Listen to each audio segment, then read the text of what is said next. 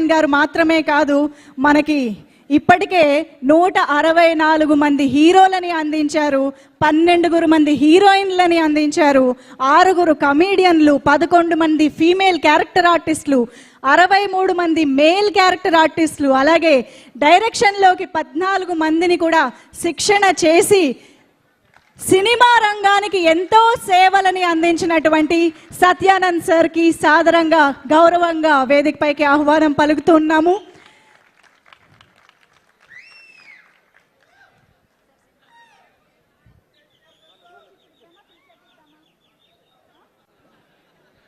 Sir, ముందుగా మీ మాటలు వినాలని అనుకుంటున్నాము, మిమ్మల్ని మాట్లాడవలసిందిగా రిక్వెస్ట్ చేస్తున్నాం. అందరికీ నమస్కారం.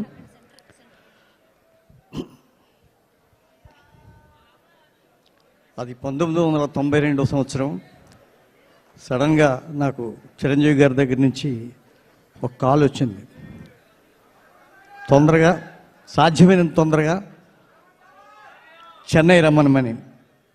చెన్నై వెళ్ళిన తర్వాత ఏం జరిగిందంటే, మన పవన్ కళ్యాణ్ గారిని మెగాస్టార్ చిరంజీవి గారు ఇలా పట్టుకొని, ఇదిగోటండి సత్యానంద్ గారు, ఇతను నా తమ్ముడు, నీ చేతుల్లో పెడుతున్నాను, మీరు ఇతన్ని ఆర్టిస్ట్గా తీర్చిదిద్దాలి అని నాకు అప్పచెప్పారు. అదే నాకు జీవితంలో ఓ పెద్ద టర్నింగ్ పాయింట్. నేనేమవుతానో నాకే తెలియని అస్తవ్యస్తమైనటువంటి సమయంలో, కేవలం నాటకాలు మాత్రం వేసుకొని బ్రతికే సమయంలో నాకు ఒక వజ్రంలా ఈ పవర్ స్టార్ని తయారు చేసే అవకాశం లభించింది. ఆ రోజు నుంచి ఈ రోజు వరకు వెనక్కి తిరిగి చూడకుండా ఇవాళకి కూడా క్లాసులు చెప్పుతూనే ఉన్నాను.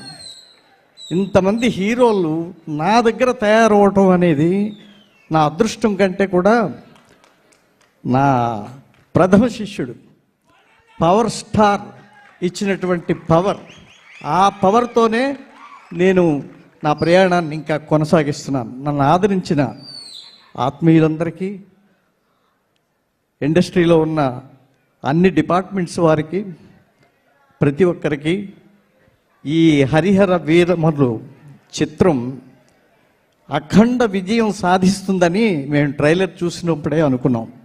ఈ విషయం ఏం మాట్లాడారు.